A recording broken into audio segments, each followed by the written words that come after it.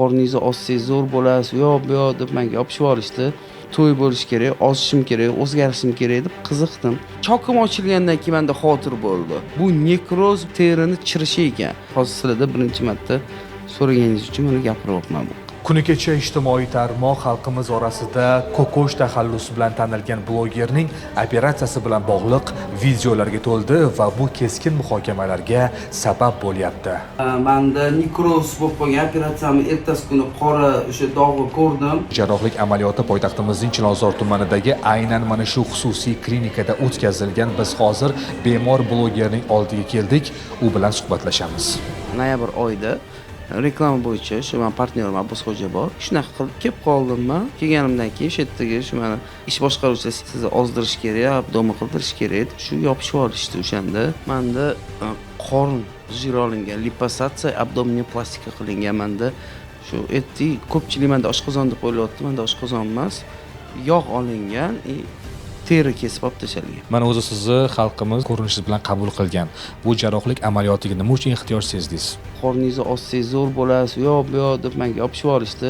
Men bu klinikadan $1 ham olmaganman. To'y bo'lish kerak, ozishim kerak, o'zgarishim kerak deb qiziqdim. Ma'lum bo'lishicha, joriy yilning mart oyida bloger ortiqcha vazndan xalos bo'lish maqsadida jarrohlik amaliyotini boshidan o'tkazadi. Kuni kecha ijtimoiy tarmoqlarda esa blogerning operatsiya qilingan tana qismi tuzalmayotgani to'g'risida bahsli videolar tarqaldi. Operatsiyadan keyin bir 4-5 kunlardan keyin o'zimni yaxshi his qilishni boshladim. Hammasi yaxshi edi. Post operatsiya ikkinchi kunida men qornimda anaqa ko'rdim, chiziqcha qora. Buni menga gematoma, bu qon talashib qolgan, so'rilib yovib ketadi deb aytishdi. Kundan kunga bu kichkina narsa katta bo'lib ketaverdi. Chokim ochilgandan keyin menda xotir bo'ldi. Bu nekroz terini chirishi ekan. Istoriyami berilaring dedim, istoriya ham berishgani yo'q. Bular menga har xil o'zing turib ketding, u bu deyishdi. Men turib ketganim yo'q. Men bir oydan beri shu больницadaman. 4 martagina men barakamera degan narsaga bordim. Nekroz bu operatsiya paytida infeksiya tushirilsa bo'lar ekan. 25 kundan keyin ham janjalsiz yoturganda butun badangacha kattalashib ketadigan narsa ekan u nekroz. Operatsiyadan oldin nomer 1 vrachdan topganman, shular qilib keladi. Shunaqa deb aytildi, shundan operatsiya bo'ldi. Biz holat bo'yicha klinika xodimlari bilan suhbatlashmoqchi bo'ldik, lekin klinika rahbariyati hamda shifokorlar tegishli joylarga chaqirtirilganligi sababli intervyu olishning imkoni bo'lmadi.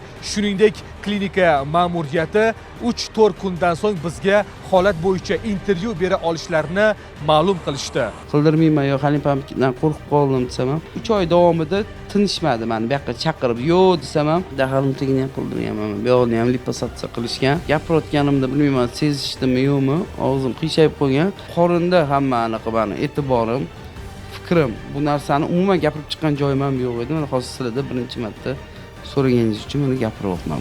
Kecha 102 qilganman. Shu klinikani eng kerakli joylar tekshirishini, yopishini xohlayman men bu klinikani umuman. Klinikani mana shu holga olib kelganlar meni davolab, mana oyoqqa qo'yishini bular imенно shu klinikadan men talab qilaman. Shu narsaga menga yordam berib, chora ko'rish, qonuniy chora ko'rishligini men shu narsani xohlayman. Mana ko'plab fuqarolarimiz bugun ortiqcha vazndan xalos bo'lish maqsadida operatsiya qildirishmoqchi bo'lishadi. Ularga nima degan bo'lardingiz? Hech qachon bu fikrga bormanglar. Xalq uchun mana men ikkinchi dars tabiiy undan ko'ra dieta bilan olish kerak ekan. Sog'ayib keting. Biz shu voqea rivojini kuzatib boramiz. Rahmat, sog' bo'linglar sizlarga ham, e'tiboringiz uchun sizlarga ham. Rahmat.